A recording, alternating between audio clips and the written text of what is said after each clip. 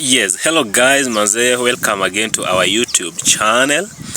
And so I want to give a very nice story for today. You know, this is the second story since I started giving stories.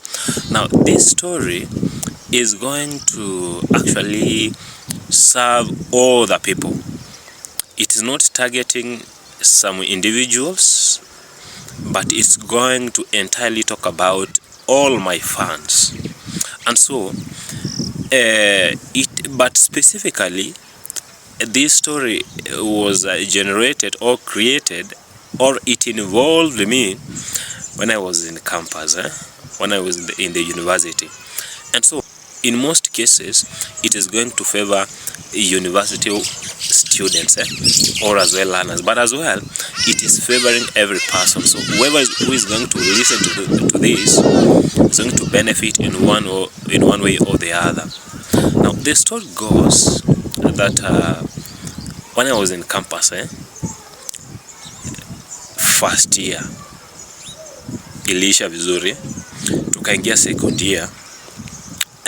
Second year sasa mambo ilichemka kidogo. So what I'm trying to say that when you are in first year, even your spending is not much. It is not comparable to the spending in second year.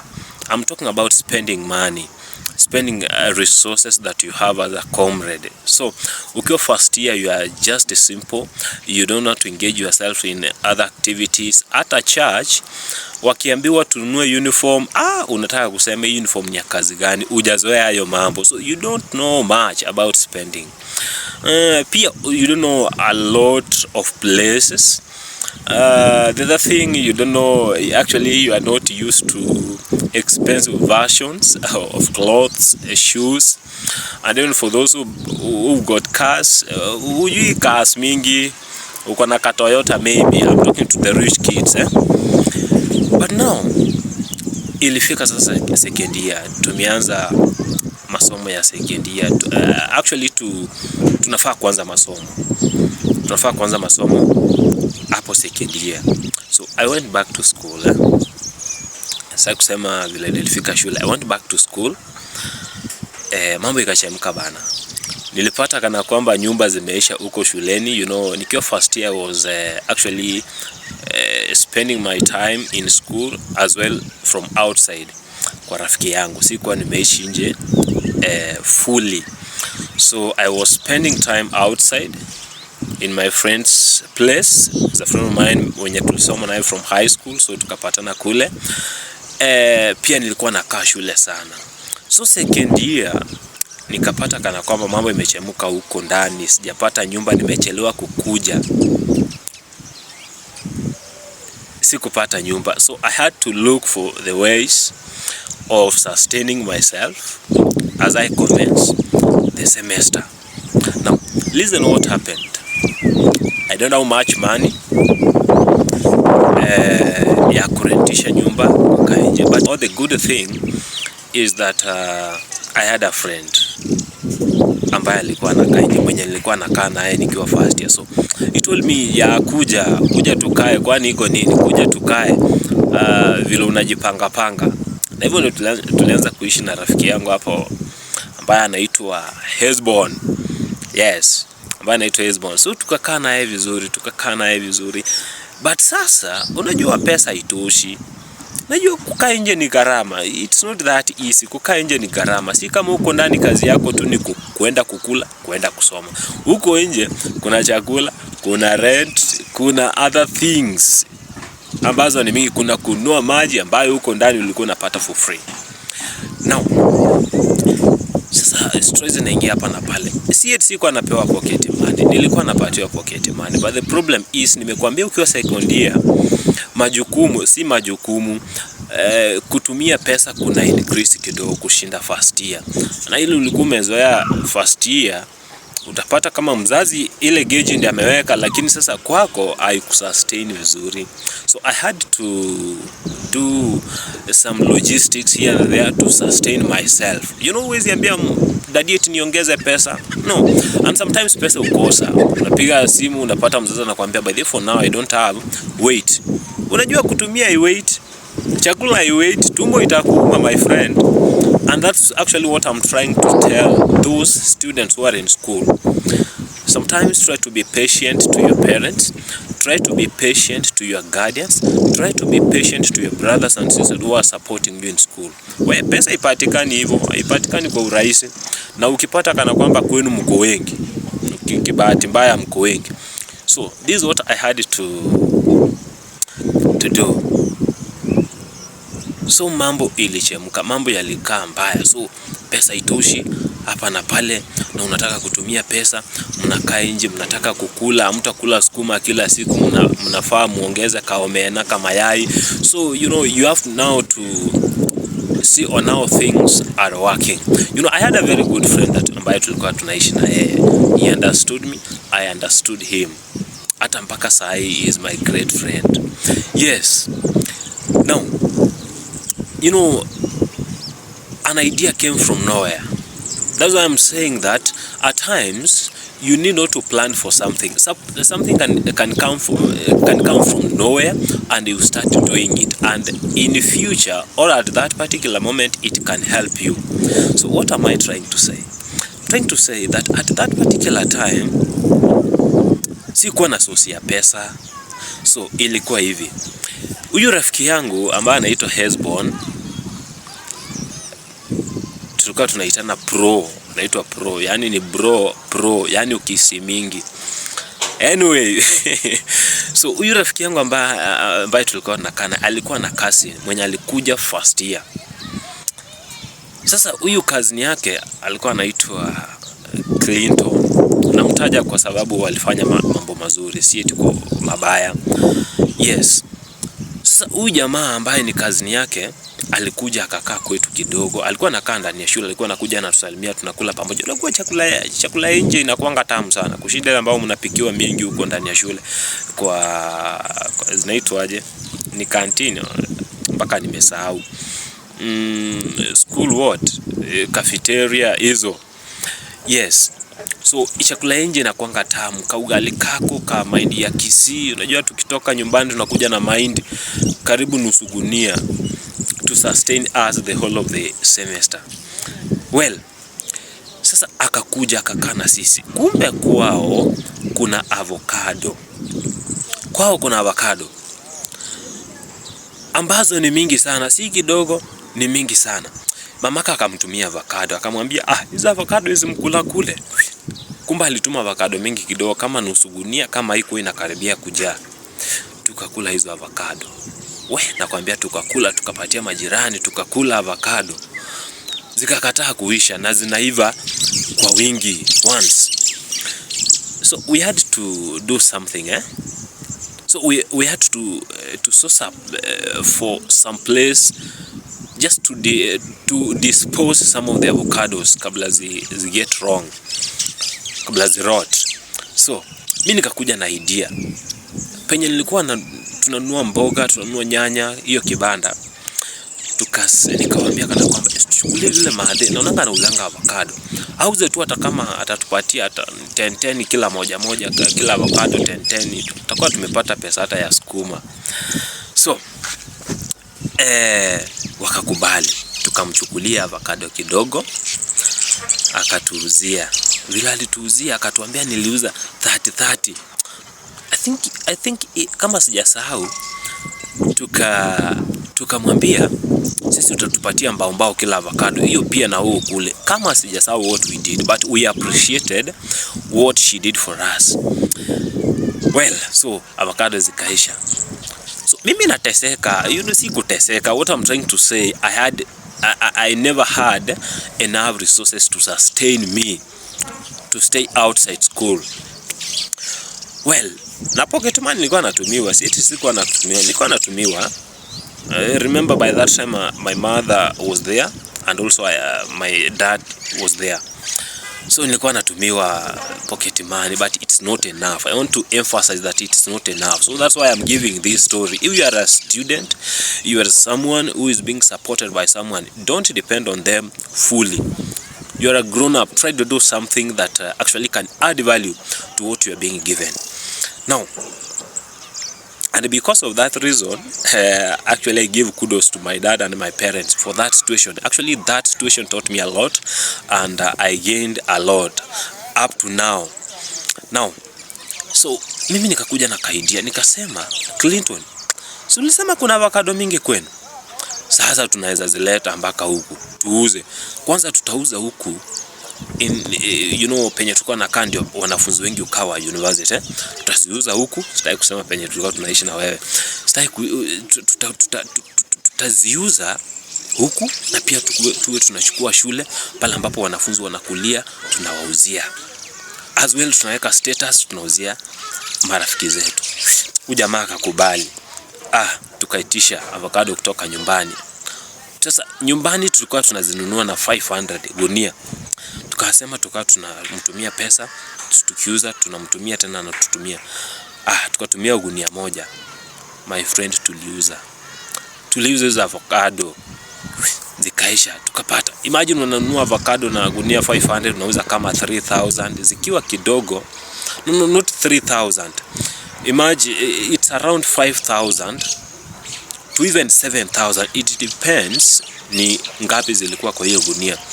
The expense is around 2100, 2200 ilikuwa. 500 kununua, 700 transportation mpaka Nairobi, and then also 700 kuja Kitui. That's 14 plus 5, that is 19. Huko nyumbani kuna transport hapa na pale kitu kama 300. So it's 21 to 23 for there. It depends vile kuko barabarani. So avocado kama ziko kwa gunia 300, weka times 20, na zingine 30, na zingine 40, mpaka kulikuwa na ya 50. My friend, ulikuwa unapata tunauza kama 7,000, 6,000, 5,000 ikiwa kidogo. So there is much profit.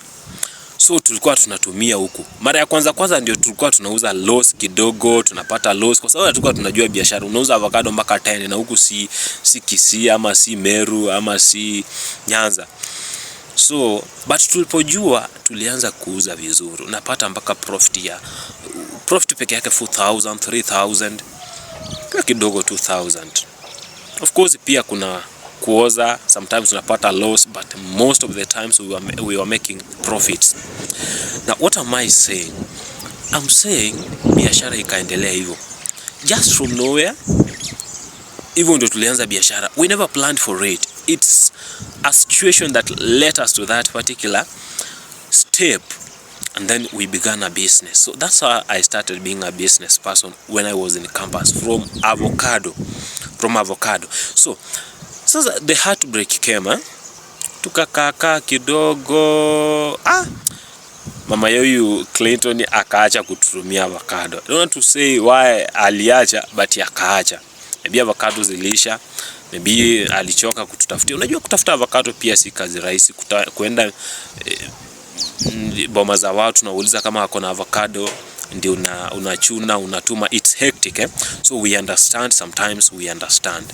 So what happened is this, So tena nikafikiria, sasa kutakuwaje? Hizo avocado zilikuwa zinatusaidia. What will I do? Ngena kuuliza Esbon, kuna avocado kwenu? Kaniambia mamaka akatafuta avocado. Mama ya Esbon rafiki yangu akatafuta avocado, akatuma Nairobi zitukujie. Guess what? Mwenye alitumiwa Nairobi ni sitaki kusema, but ni kazi ni yake. They were related. Ujamaa alienda na avocado zetu. All the expenses zikaenda kwa match. Akatuambia ngoja avocado mpaka siku 5. Siku 5 upata avocado na zishaiva. Kumbe ujamaa alienda akauza avocado. So that's how we got a loss at that particular time. So I'm trying to say that in business you expect a lot, You have to risk as well. Now, hatukukufa moyo. So in business also you don't need to give up. So tena nikafikiria, nikauliza what will you do? Akaniambia si hata kwenu kuna avocado huko kwenu kuna avocado. Yes, na ukweli kwetu kulikuwa na avocado. So nikafikiria naweza ambia mamangu anitafutie avocado. I had a good mother. Anaweza nitafutia avocado. Mother akaniambia ni kazi rahisi mwanangu. Sasa kulikuwa na brother yangu na mamangu. Brother yangu mwenye ananifuata. So walikuwa wanatafuta avocado, wanaenda wanachuna, wananitumia. Tunanunua. Actually it was almost the same amount ya kubaya avocado. Hiyo ni gunia. So what they did, wakaanza kununulia, wanachuna, wananiwekea, zinafika kama kawaida.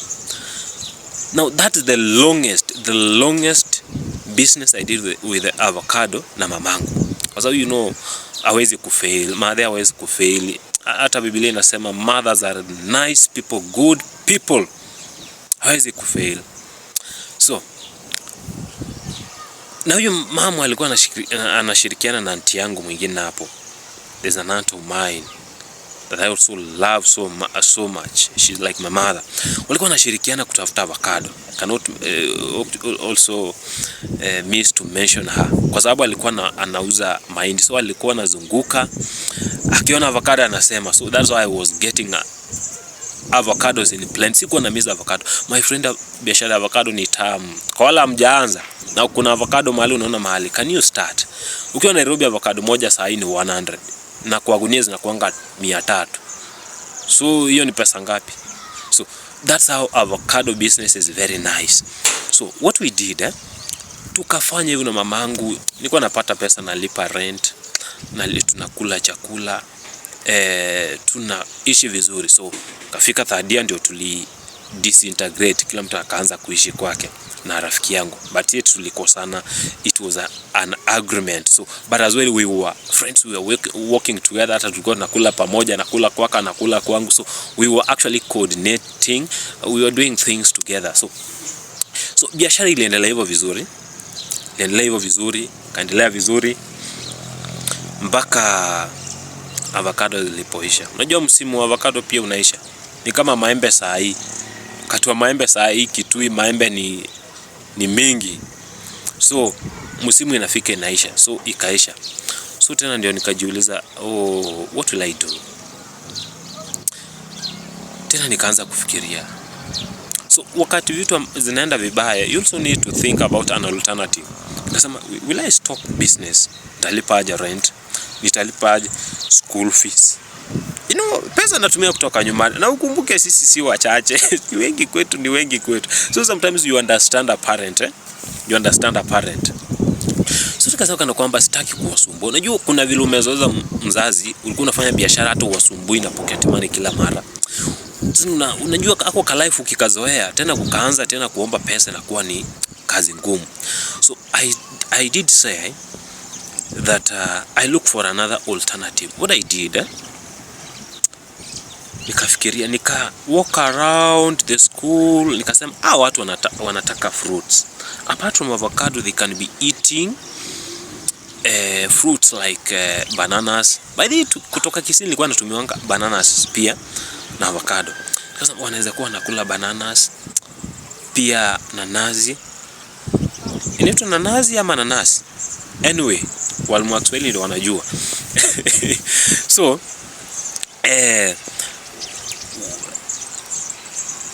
nikaanza kufikiria in that direction.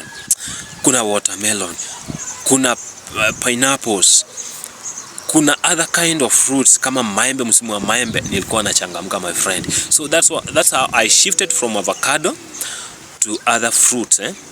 Yeah, that is watermelon. Watermelon did a very nice thing to me. Watermelon ungenunua moja 70 unauza 200 300. That kind of profit, 200% profit. Oh my friend. So but pia ina depend na season. Kuna season ambayo inakupea faida na season nyingine haikupatii faida.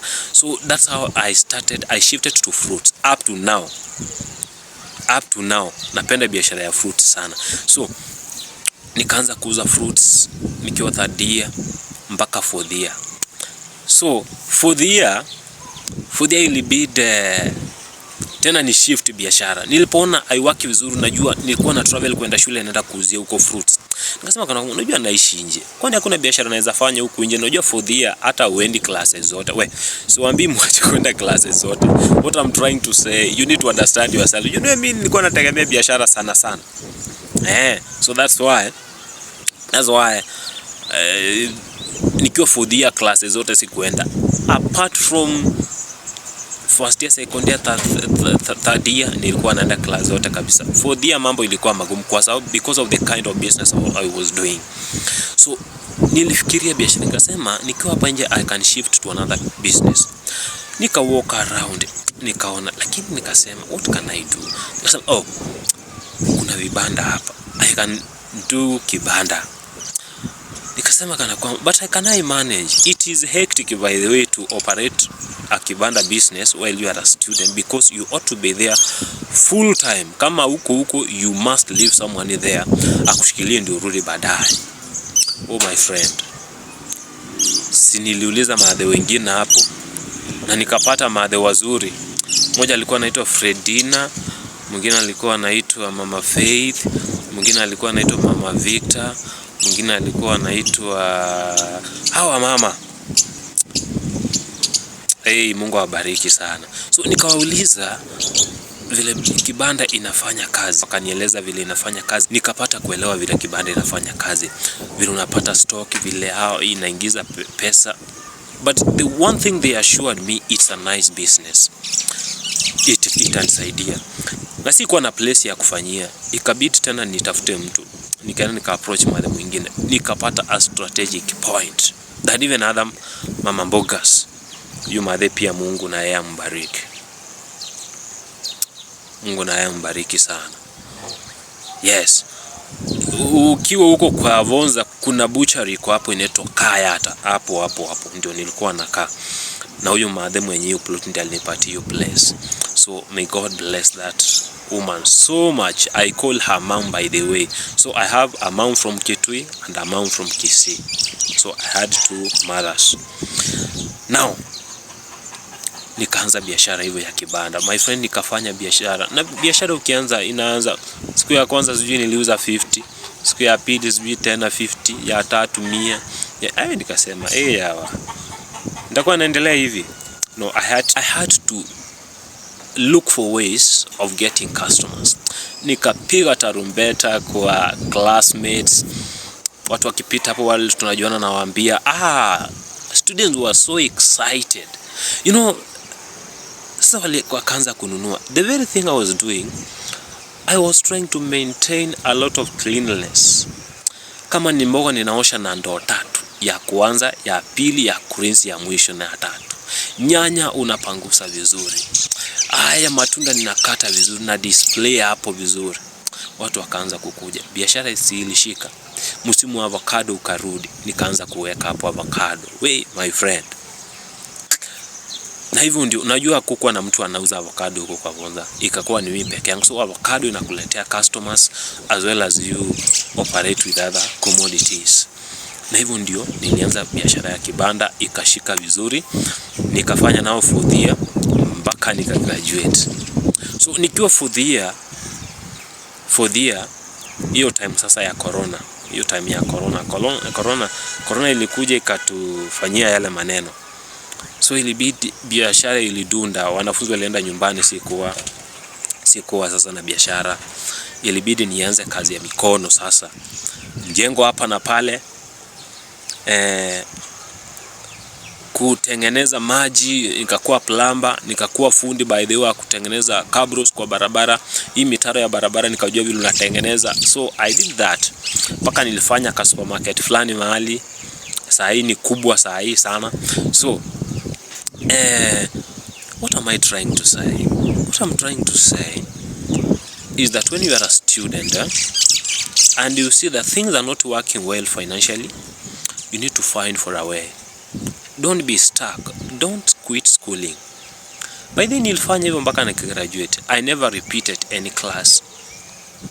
Lakini ili ni affect. Kuna units 2 nilianguka. Kwa nini? Nitawaambia siku nyingine. Lakini What I want to say, ukiwa mwanafunzi na unafanya biashara, you can make it. Sometimes it is very difficult, because I have my friends who are doing business with the studies, wengine hata hawaja graduate mpaka sahi, and it's almost 5 years down the line from that particular time. So young guys in school, don't hesitate to start a business that you are a student. No, you can. Imagine there's a time I was working far away from the school, a place yenye unapanda gari na 600. Naenda kufanya kazi kwa hustle, tena niko na mitihani. Ile time sina mitihani niko huko, nikisikia kesho niko na mtihani nakuja. So what I'm trying to also make you to understand, in most cases I used to read today night, kesho nafanya mtihani. Yani mimi nilikuwa nashtuliwa na mtihani ndio naanza kusoma. Nilikuwa nashtuliwa na kati ndio naanza kusoma. Na nikifanya kati, hizo vitabu nimeweka hapo kando. And I really thank God I managed to graduate. That's a story of another day. So what I'm saying, what I'm trying to insinuate for today, ukiwa student, don't hesitate to start a business. Another thing, something can be started from nowhere and it gets actualized to be something that is helpful in your life.